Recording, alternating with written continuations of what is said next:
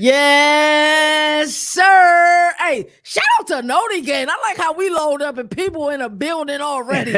That's what I'm talking about, dog. Yes, sir. I see you, D-Now. Welcome to another marvelous episode of Overreaction Monday. I am the governor of college football, and with me is a guy that needs no introduction, the mayor of college football, my guy downtown, Nino Brown. Nino, great weekend for college football. I truly enjoyed the spring season. And you were in Chestnut Hill this past weekend for BC Spring Game. First and foremost, tell us about the experience and then talk about the overall game and then the overall temperature of the program as well. Well, I was a little disappointed in the student section. There wasn't many students at all. But that was due to upper powers that be. They kind of put a kibosh on them tailgating. Yeah, you got the spring game and you got, the hockey game at 6:00 the same day for the championship. And you tell these guys, a 21-year-old, 20-year-old. It's always some Debbie Downers, bro. Yeah. Moon shares same sentiments for Georgia Tech. He was like, wasn't as many people out there that should have been out there, but they were competing with a lot. Baseball games, volleyball games, the whole shebang. I mean, but look, this is the first spring game underneath the new regime. Bill O'Brien, who's out there with the bullhorn, trying to recruit some people to go to the game. I mean, but the product on the field wasn't bad. I was actually kind of excited. They did a kind of like a overall point system. Kind of, I believe Clemson does the same kind of thing. Like, you got points for a third down stop, but it wasn't all touchdowns and stuff. But I don't want to stir the pot, okay? But I'm gonna do this. I'm gonna stir the pot. Hey, you're Mr. Stir the Pot, bro.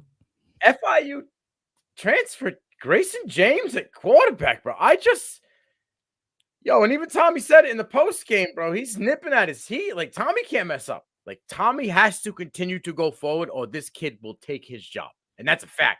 He is more of what New England Patriots style offense, what Bill O'Brien's running in that scheme. He fits that. Bigger arm, pocket presence, got that internal clock. Like, you could just see it. He felt pressure coming down the pipe, and he was just dealing 70% on the day.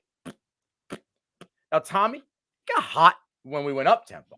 When BC went up tempo, started doing those situational drills when he could move. Obviously, didn't let Tommy run, and that's Tommy's game, is be able to run free. Right.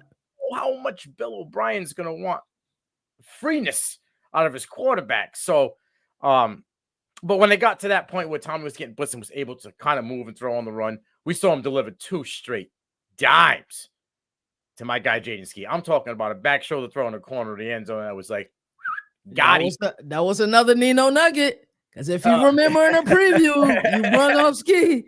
That was another Nino nugget. So I like the fact that he performed as well. I knew Grayson James was the real deal. When I was reading your article, I saw his name popped up. I'm like, uh-oh. Yeah. Is there trouble in paradise? I'm not saying there's a QB like battle right now, but I'm just saying this kid came in and he was just like, he's mobile. Not as mobile as Tommy. Tommy's like Madden mobile. You know what I'm saying? But like, he's mobile enough. He was just read, ain't got him. Boom, I'll take the check down. Read, nope, boom, check down. Oh, I got him. Got it. And I'm talking just delivering. He delivered a couple throws on a nice fade route. The kid dropped the ball, but like he was out there doing his thing. Running backs, that's going to be a little bit of a concern right now. I mean, Kai didn't play. That was kind of precautionary. Broom was in a full leg brace, like on the sideline on crutches. So that was a concern. Those are 2 power backs that they were able to use last year. Broom also is a nice receiving guy out of the backfield. But Jordan McDonald, the UCF transfer, 2 touchdowns. He was probably the best guy on the field total. I mean, this kid had like 40 receiving yards, and he had like almost 50 yards on the ground. Like I said, he was averaging 5 yards per catch or carry. It didn't matter. But the kid just got it done. He was shifty. Like I said, he found the end zone. So it was nice to see that they have some depth now. You know what I mean? In the running back, even with the injuries. So we got a little bit of time to go. Defense was flying around. That strength and conditioning coach, he's got these dudes. You've been talking. I even asked Donovan Zarok after. I'm like, what's the deal? He's like, bro, it's just the style, what they're doing. Like, they're hitting pads early. They're getting into it. There's explosive drills, explosive exercises. These guys are ripped and just flying off the line. They had 3 defensive linemen that either had a blow-up tackle, a tackle for loss or a sack. It was just it was nice to see because last year it was kind of stale coming off the line. And I felt like, you look at the score 92-62, you're like, oh, the offense, not really. The defense was really dominant until we got into that tempo and the situational. But in the game speed, defense was everywhere. I mean, Amari Jackson looked great. Ryan Turner looked good. Bryson Brown, transfer from Georgia State, had 6 total tackles in a pass breakup. So, yes, Elijah Jones is gone, and it looks like Amari Jackson is going to be the DB1, but they have depth, at the other side. So I'm excited. I'm not going to go with a prediction yet because I want to see how fall camp goes. I do think they'll hit the portal for a linebacker. That seems to be the weakest link maybe in the defense. Need an explosive guy. Cam on will be the leader, but they need a guy that's going to get in there and just, wreak havoc. So I think they might try to attack that in the portal. I think there's things that as credentialed media that we get to see that, it doesn't matter whether you casually watch football, you're a hardcore football viewer, but because we're credentialed members of the media, there's things that we see behind the scenes that other people don't get to see. That presser, I can only imagine how magnetic it was being in a room because I felt the energy just watching it from my screen. What was that like, bro? So not a knock to Halfley. Halfley was kind of like a player's coach, like a dude. You just sit down and just kind of shoot the shit with them. You know what I mean? Yeah, he's more like a Michael Corleone, laid back, suave guy. But he a certified killer. But I see what you're saying. But Bill, when you spark him with a question or something gets him fired up and tweaked, and he's going to address it that way. He also knows he's a veteran in this. Right. Somebody asked him in regards to, upper management and what was his take on them not allowing it. And he was like, I can only do my part. I'm out here. My voice is heard. So that's the NFL. He's media trained. Yeah. Yeah. And it was just nice. You had the Herald was in there and they were asking him questions. So it's little old, CFB Nation, Brown is in there getting his voice heard from Bill O'Brien. It was nice. It was just nice to a guy that was just in the NFL, and he's sitting there chopping it up with us. 8 minutes long. He was on a rush to get out. A lot of coaches don't do that. I was at NC State spring game last year. And Coach Dorian got out there. I mean, it was 3 questions and out. See ya. I'm out of here. He wasn't having it. No, but he like I said, he was informative. He answered everything and to what he could answer the right way. And like I said, there was no rush to get out there. Whatever we wanted to ask, he was down. So it was nice. It was nice. So before we get into the rest of the today's segments and the rest of the show, it's gotta feel like Norm from Cheers. You walking into the press box, it's year 2, everybody knows who you are. Yeah. So what was it like up there? Oh, you go up there, you got my guy Kevin Stone's out there. He's that dude's like a fixture. He's O'Brien already said he's got a room in the back as he's there so much during spring practices. But seeing the same faces that you saw last year, where they were kind of who's this guy? I got my voice heard a little bit through just conversation, but the guys at New England Football Journal, hey, my man, what's going on? Chopping up there, giving my expectations of what I think and stuff. It was just nice to know that now I'm kind of a vet. Right. I don't have to worry about walking on eggshells no more. You know what I mean? You're a big vet now. They better stop playing with you. So let's get into some rapid fire one-liners in the spirit of spring season. Orange defeats White 21-17 in Tennessee Volunteer spring game. Mike Matthews, huh? So like you say, the kid's got juice. He's going to be nice. Like I said in the room, it's going to be nice to go from Squirrel White to Mike Matthews, for a few years. Nico looks good. Nico looks like he's still Timothy and everything that's coming along and progressing very, very well. I was excited about Boo Carter. He was out there walloping people, and he can play on the other side of the ball too. He was just playing defense at safety and he was throwing around some big hits. So the Vols are warm already. The coals are a light red color, and I think that train's starting to leave the station, and they're going to be a problem this year. I love that take. White defeats Blue 27-0 in Penn State spring game. I've been a fan of this gentleman. I've been trying, his all intangibles there, right? All the talent was there coming in, but if you just looked at numbers, you saw 202 yards and a touchdown. You're like, that's not bad. You know, a sprint game at a high pace. Like they were kind of moving it along. But he was at like 53% in a spring game. Like, overthrown, over the head, out of bounds, low. KT, he hit the freaking field goal post on a touchdown throw. The field goal post. Like, I've been putting up this kid, and I've been planting my flag on Drew Aller for a year and a half now. Okay, because I think the kid has the talent. I don't know what the problem is. I don't know if he needs to get out of there, if it's a chain of scene. I just don't know. And now he lost, his slot receiver, right? He hit the portal. So it's like, yeah, you're taking weapons away from him. Lambert Smith's gone. Is it going to be Caden Saunders? Is it Fleming? Because, like, those guys really didn't do much. Saunders had 2 for 26, and I think Fleming had 1 for 5 yards. Like, it was my guy, Martin Jr., who kind of was the buzz, right? The freshman kid had 2 touchdown runs, 1 right off the rip. I mean, is it a chance that they could just run the ball 75 times this year and maybe win 6 or 7 games? I don't know. I don't know, but he's got a couple months to kind of get it right. But I'm really, really scared right now with the quarterback. Jackson Smiley's out, bro. He's got an injury. So, like, they're down to like 2 QBs in that room. If Aller's not the guy, and if he is the guy, and you're going to get that, maybe you'll get 1 or 2 big games out of him, but it's going to be mediocre play. Like, by now, he should be able to be going through every read. He should be able to throw in you those bucket throws, those tight mouse hole throws. He should be able to leading guys down the perimeter, down the seam. He ain't doing any of that. Like, I'm seeing him throw balls behind guys at their feet. I'm just totally confused. He's like Dr. Jekyll and Mr. Hyde for me right now. I'm 50 in, 50. I'm doing the hokey pokey with this guy. I'm about to turn myself around out the damn door. I just really don't know at this moment. Like, if I'm a Nittany Lions fan, I am not happy with the offensive production, progression, or his progression going forward in this second year. It's crazy. I asked Jalen a similar question. It was phrased very differently, but it was similar. And if I could play what both of you said, and it was with your answers were very similar.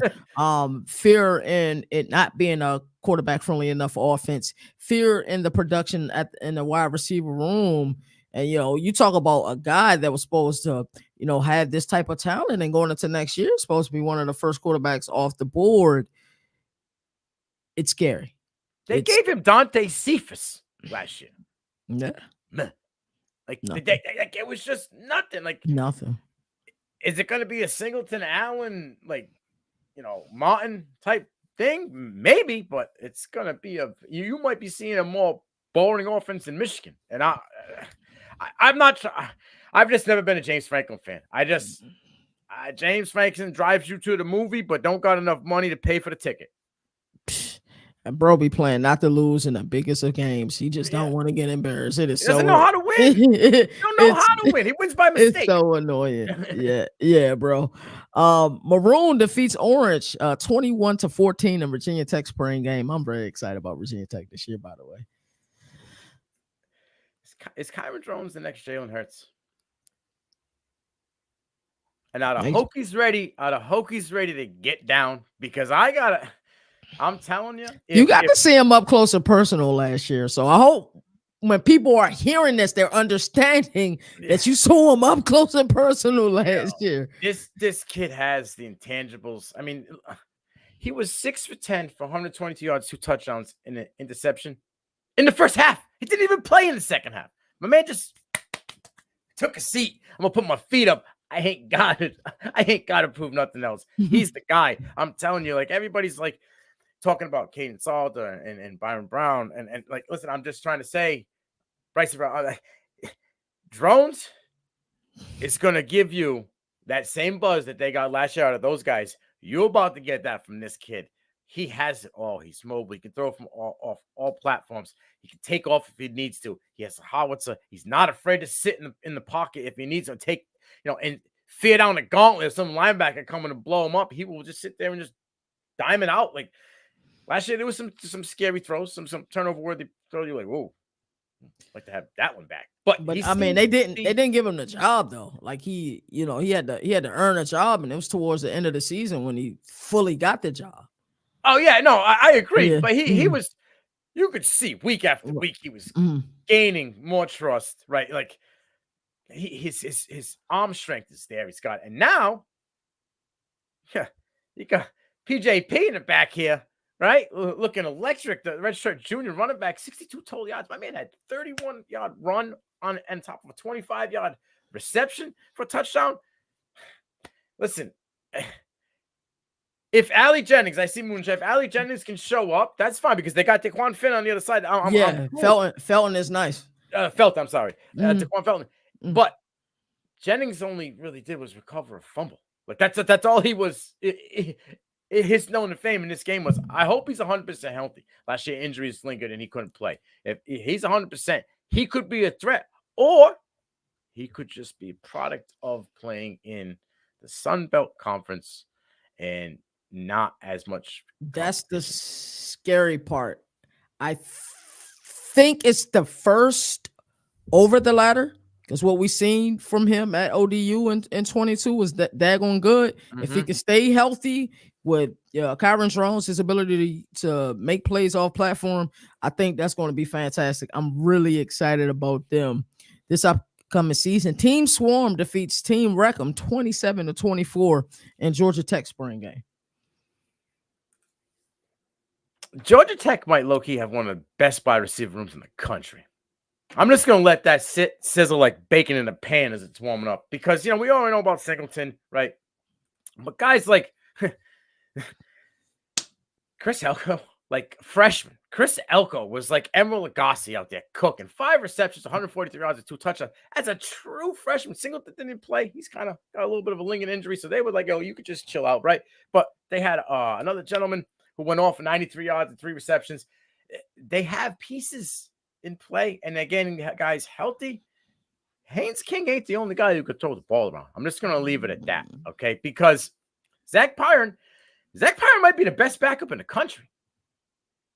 Like, I think you got a 1A and you got a 1B, and I'm not a Georgia Tech fan, but I'm just going by what I see. Like 8 for 14, 162 and 2 touchdowns. And he was stirring it like he was cooking, making pancakes in the morning, baby. Like, if Haynes King regresses to maybe has a flashback to some older days, this gentleman might be able to sneak right up in there like Freddie in his dreams and steal his job. But hot damn, Jamal Haynes looks ready to be an instant playmaker. 11-yard touchdown run, right? The kid was 6 for 44. 6 attempts for 44 yards. Bro, sleep on Georgia Tech. You're about to get your ass stung. Make sure you got that remedy in your pocket, because it could be allergy season for you fellas.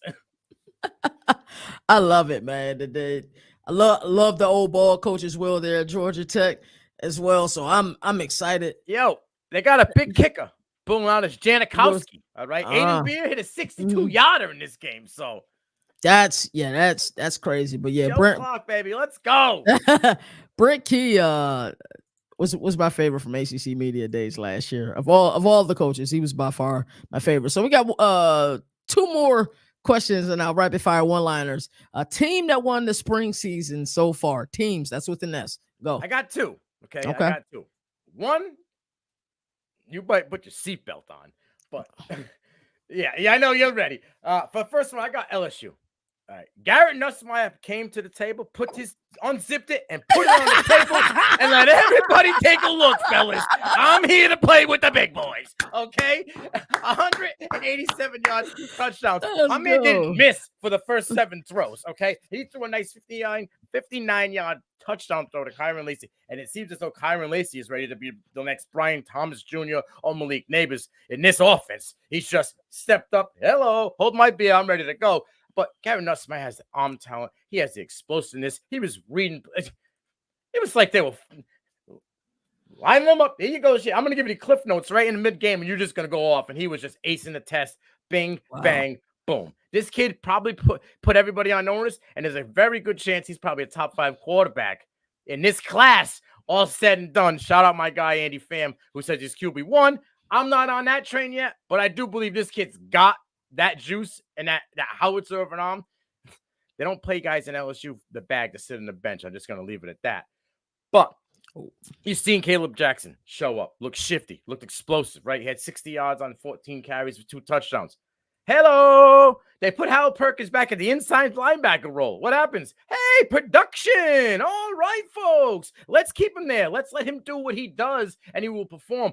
But again, Mason Smith's gone. You needed a DN to perform. True freshman Gabriel Relaford, 2 sacks, 3.5 tackles for loss in his first game for LSU. Hello, my friends. You now have a beast. You are watching a master. I am shocked. It was just like 6'2", 254 pounds, 4-star recruit. This kid was just like ready. Like, okay, let's go. I don't care if it's nuts. I don't care if it's bag. It don't matter who it is. I'm going in. I'm like, eat. I'm going to get mine. That's for sure. And that was another Nino nugget because we talked about LSU in the preview episode for the spring games this past weekend. And he was saying Harold Perkins has moved back to the inside. We will all see the difference. So I love that. So speaking of which, name a player that really impressed you over the weekend. Hold on. I got another. Oh, that's right. You got another team. I told you. I've been telling you. I've been talking that shit for a couple weeks now. You've been telling me I'm higher than Bob Marley in Jamaica. Florida done won this motherfucking spring. Okay? Oh, I don't know about the guys over there. Well, DJ Lagway looks ready to go, bro. Okay? He looks ready to go. There are some things that need to be polished and corrected, but my man was firing. The anticipation throw for the touchdown. Are you shitting me? As a freshman in his first game? That was straight beautiful. Eugene Wilson looks like he's top 3 wide receiver in his class, huh? Hi, how you doing? Hello. What did I tell you about that defense? What did I say to you? I said he knew that he had offensive holes and questions. And his biggest problem last year is they could not stop that damn ball worth a darn, right? Okay.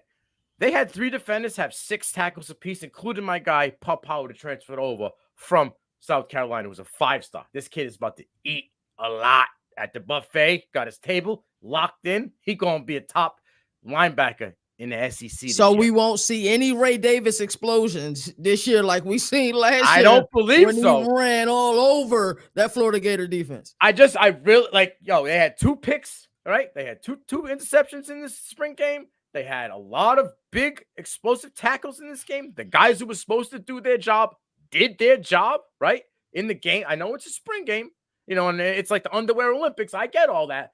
But this is all we got to go by. And when everybody thought is they were about to lay down like dogs and look like a pile of hot dog poo-poo on a ding-dong ditch. All I know, Eugene Wilson had 60-yard touchdown, 8 for 128, right? Marcus Burke showed up with 3 for 63, right? The redshirt junior, Caleb Jackson, had a 50-yard touchdown. And all of a sudden, okay, ETN's gone. Jaden is going to be the guy, right? True freshman, 12 rushes for 77 yards. You're talking about 6.5 yards per carry as a true freshman. When everybody said the Gators were dead, I'm not a Graham Mertz guy, but Captain, check down Charlie. He knows either he's got to fire it up or the gentleman in the back is coming for his day job. We're gentlemen on this show, right? Absolutely. We've made Toys for Tots bets before, right? Yes. Let's make it Toys for Tot, bro. Let's go. Florida won't win 5 games this season. See, we've already done this. And I'm with you with the number of wins. That's not what my Okay. We've all said they won't win 4 games this year. I'll bet you. 50 You bucks. bet? $50? Yep. Toys for Tots? Yep. Let's shake on it. We good. Okay. $50 now to hit 4. It's a push. It's a push. For sure. That was the easiest bet of my life. All right, now let's get to the play. Yeah. They were player or players that impressed you over the weekend. You ready for this one too? Yeah. I've been knocking the shit out of this program from the moment he took the job. I said, I don't think he's going to last longer than Nick Saban's last recruiting class. Well, the guy that blew up and impressed the shit out of me had nothing to do with Nick Saban's class. It had to do with the guy he recruited at Washington and was probably going to be wide receiver 1 over there. Grimmy Bernard is him, and he cemented himself as wide receiver 1 unless they go and get some 5-star out of the portal. But he's got a connection with Milroe already. He had some nice receptions, right? And like I said, he was supposed to be the de facto one in that Washington offense. Is what we're seeing now. He looks like he is primed to just take over and go. What we liked about him, the shiftiness, explosiveness. Those are all the things coming out of high school that we liked. These are all the things he had on display. Slightly, a little bit in that small package we saw last year. In the spring game, he was unleashed. I believe he's going to be that explosive wide receiver for them this year. If Milroe stays on the, that touchdown pass to him was just stupid. Like right in the corner. Like I still have my concerns about Milroe in this offense. Okay. If the ball will be able to adjust to fit his quarterback, if Milroe will be able to adjust to fit his offensive play caller, we'll have to see. Will it marriage? Will it be a divorce? That is up for whatever. But what I saw out of Bernard, I think he might be one of the better wide receivers in the last 3-4 years over there. I like that a lot. How you feel about Ty Simpson?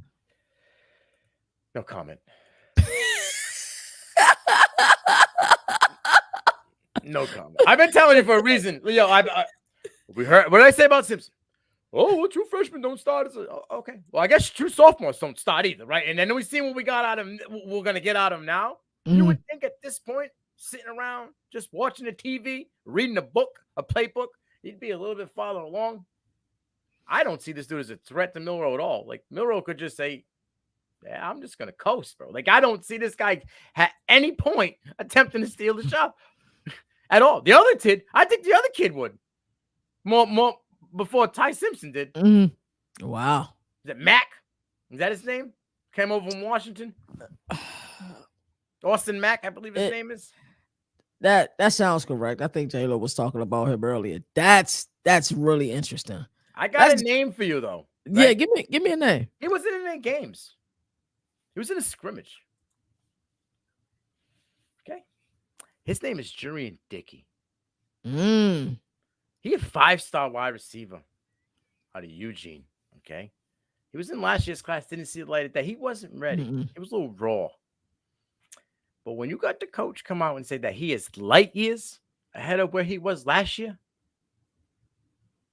and his receivers saying that he's teaching the kids, the new kids in this group, the new transfers, the new freshmen coming in, he's leading them, and he rocks 99.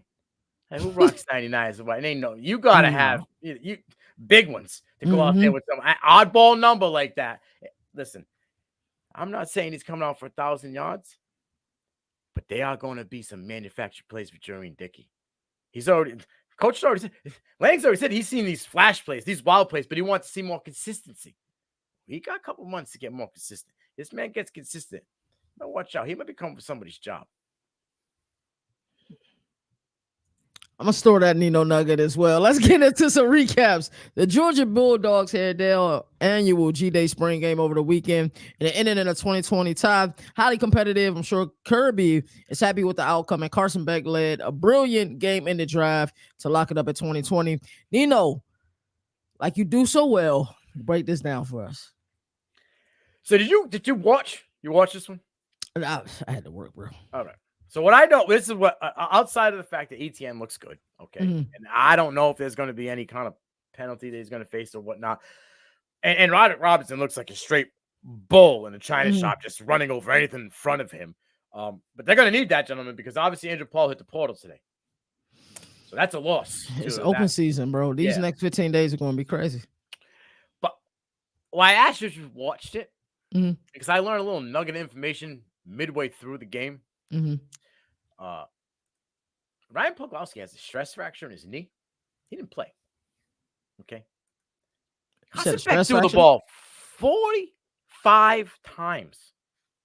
And Gunnar Stockton threw the ball 37 times. That's a lot of pass attempts. Like, Kirby came out after the game and said that they had to add walk-on Colton Ginn to the QB room. That's how thin it is right now. And that he wants to have 4 scholarship quarterbacks on the roster. That just screams, I'm going to the portal, folks. Yeah.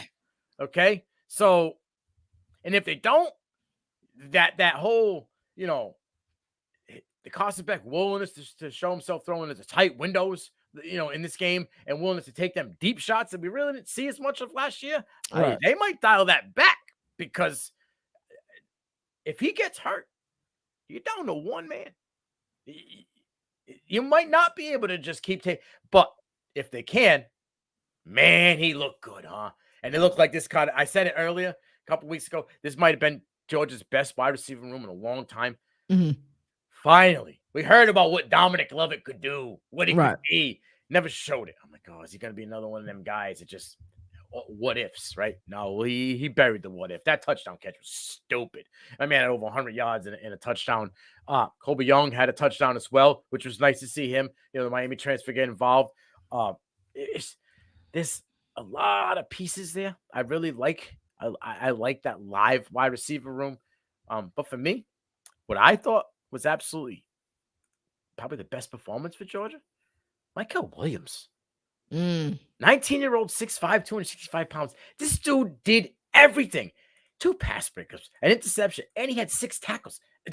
You're facing, if any team's going to say you're lined up probably against some of the best competition you're going to see all season, that he was, and he was eating like Zeke Giff having a bowl of cereal. So I'm excited to see what Michael Williams will bring to them going forward. Some of the young guys just need to get their feet wet.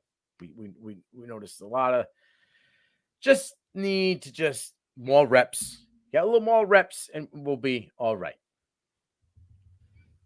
I like that. Let's get into this last recap of the day. Ohio State held their annual spring game in front of over 80,000 fans. I know some spring games, because of upper management, as we'll call it, didn't have the turnout that they want. But there's been some spring games, like Clemson game last week had a lot of people in there. Alabama had over 72,000 fans. And there's a feeling in Columbus now, that it's a win now mentality.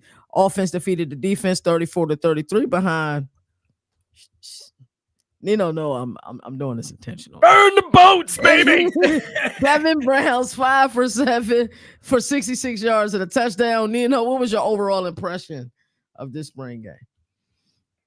I kind of threw up my mouth a little bit with that quarterback room, to be honest with you. I was underwhelmed by the QB room. I mean, and you've been consistent with Howard and saying that as well, and with Devin Brown as well. I mean, if we're talking about being 5 for 7 for 66 and a touchdown and 9 for 13 for 77 yards is something to be impressed with. Come on. Really? And I was excited to see Julian saying, but he went 9 for 15 and had I doesn't throw picks. Mr. I don't throw picks is out there throwing picks. I know D now loves this kid and he's hoping that he hits the portal in Lincoln Kleinholz, but he couldn't really find anybody else except for the guys on defense. He threw 2 picks as well. So it's like, I mean, they kept the big dogs out running the ball, right? They didn't really give them any significant carries, but we saw the freshman James People go off, right? 10 for 36 and a touchdown. We see what he can be. I've been saying that at 7 is it travesty that he's ranked that low in this class. Right. Put me in a room with these guys who rank. I want to talk to some of these guys. And then you guys saw, Sam Williams Dixon had 11 attempts for 75. They're deep, really deep. That's why Dallas Hayden said, "I'm out, skis, bro." Like, they got these young boys that are gonna come in here and steal reps from me. Like, I'm gonna go somewhere where I can get reps. But that defense, holy like they might not need to put up 40. They might not need to have strong quarterback play. Like, I think if they can get 17 to 20 on the offensive side of the ball, like that defense could probably win them games alone. Like JT, Jack Slayer, Denzel Burke, Ransom, all return, and there's more that return. But I'm just saying, like Hicks, like these guys look ready to rock. I mean, Jalen McMillan had a pick. Like this kid, he's a young boy coming in there, didn't skip a beat. Hicks and Styles. The 2 linebackers, 17 tackles combined between the 2 of them. You want to talk about midseason form right there? Like, they came back for a reason. You say, they expect to win now. $13 million will put you in that win now mentality. $8 million in coaching staff will put you in that win now mentality. $25 million total between everything in the season will put you in that win now mentality. For sure. Chip Kelly coming out in interviews. I just want to coach football, bro. Like, you know what I'm saying? Like coming out with a T formation to start it out. Like, I like what I saw in some things. Yes, Jeremiah Smith, America Ibuka told everybody, don't you forget me, boy. I got you still. I'm still that dude. I am Timothy, and I can still play. I know Jeremiah's the new hot flavor, but vanilla never gets old. It's been here for a long time. So for sure. Don't forget me. But yeah, I think that room's, I want to see the depth. That's where I've always said that. Tate, Ennis, like who's Ballard, who's going to be, where's the third guy going to be? And is someone going to bounce because they're afraid they're not going to get enough reps? But yeah, that defense could really, really carry them. And I'm going to tell you something, right? If that defense carries them, and yes, they get in the playoff and they don't win, he's out. See you later. Ryan Day is gone. Gone, bro. Like, you got to. It has to. They're giving you everything. Every piece you could possibly want, right? You had your pick of whoever you wanted. You got Sayan, you got Nolan, you got Howard. You got what you wanted. You got Judkins there. All your dudes on defense says, we believe in you, bro. We're coming back. They got, I feel like it's trophy or nothing for them. It is. You got JT, Burke, Downs on defense. Like they're just too talented. So yeah, they have to be in a win now mode. So I like that, and I think this is something we need to revisit. So Nino is saying that you're saying if they don't win it all, he's gone, or if they get like first rounded in the playoff, he's gone. No, yeah, I'm not saying not win it all. If he's in the top 4 at the end, I think it's kind of hard. Yeah, he'll keep it shot. It's just annual success. Even though you're not lifting the trophy, but if you lose, don't lose to Michigan. No, don't lose to Michigan in Romo's rookie season. Don't do it. Like, don't even win by a field goal. You need to. There has to be some kind of notches on the belt, right? Like at some point, wearing the 36-30 pants and that belt got to.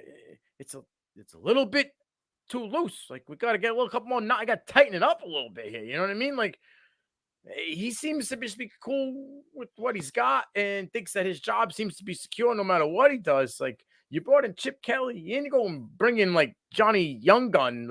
You brought a certified head coach in to be your offensive coordinator, run game guy. Like, I'm saying they spent a lot of money, allegedly, right? They won and got a lot of pieces. He got his pieces. He ran Kyle McCord out. Like, they ran that dude out. Yeah, they did. As soon as the season was over. Don't let Kyle McCord outperform your guy. Don't let it happen. Because there will be questions and there will be answers that I don't think can give. And normally when you can't give the answer, the door hits you with a good Lord split you. You are not the guy. You are not the guy at all. So let's put this in perspective. All the pieces that they got during the early transfer portal window, is there a piece that they are missing, or a piece or two that they're missing that they might want to go get in the late window portal? Is there a better quarterback? I don't think so at this stage, bro. At this stage, I don't think it's maybe a tight end, but I don't think there's going to be a significant tight end that's going to, right. If Judkins wasn't there, I would say, all right, Martinez or something like that. And all the rumors now that Marvin Hampton's possibly getting a bag thrown at him in Miami. So, that could be another guy that's out there. Oh, that stuff. Your intel is crazy, bro. Yeah, I'm just saying that he's not happy with the money that he's getting in North Carolina. And there is a bag that is being waved in his face from Miami. You know what's interesting? I'm not sure if we ever talked about this. I know on College Football Showdown, Jalen and I talked about this, that allegedly it happened. Kenshawn Judkins held out 2 games last year, or threatened to hold out. He didn't get paid. Two games last year, and then he bounced.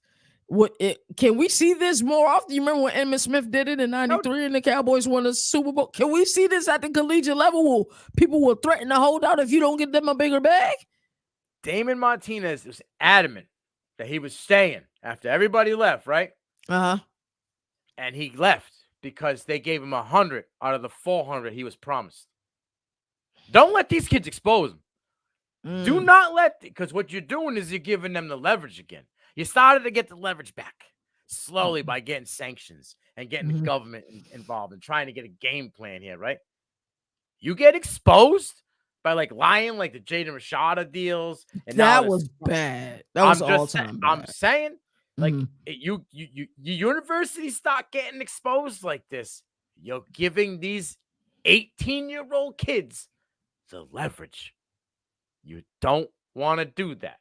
You need to just be true to your word. I know it's hard. You haven't been true to your word since Ed O'Bannon. I understand that, okay?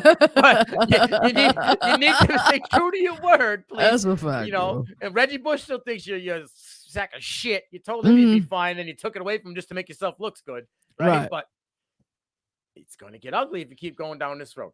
If you keep going down this road, promising these kids that money, they don't get it. It's a day of social media. They're going to get it out there before you can hide it. Trust. And whatever you delete on social media, someone will find. It's never gone. Once it's hit send, it's always out there. Somebody gonna screenshot you. You know that for sure. Hey, Nino, man. I mean, I got a question. Go ahead. What were your thoughts on the Ole Miss spring game? I didn't catch any of it. I was at work all daggone day. What was your thoughts? Oh, they rolled out a parquet floor and played basketball. I'm telling. Please tell me you're pucking me right now, bro. No, they were rolled out a parquet floor. They were throwing out some dunks. They were doing all kinds of just games and stuff with the kids. So it wasn't an actual spring game. T-shirts and mesh shorts, my friend. No cleats. They had athletic shoes on, hats backwards. Jackson Dot was out there doing it.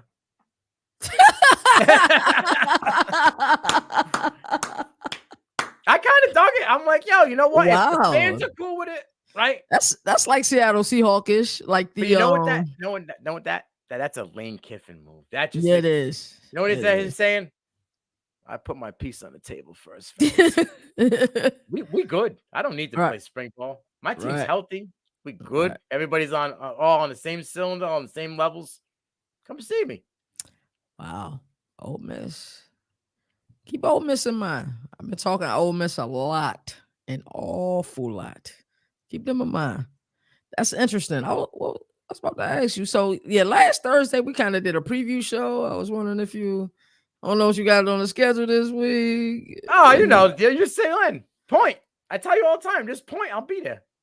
Oh, so you got everybody that's in here now. You heard that we'll be doing the spring game preview show Thursday night, 8:15, same bat time, same bat channel.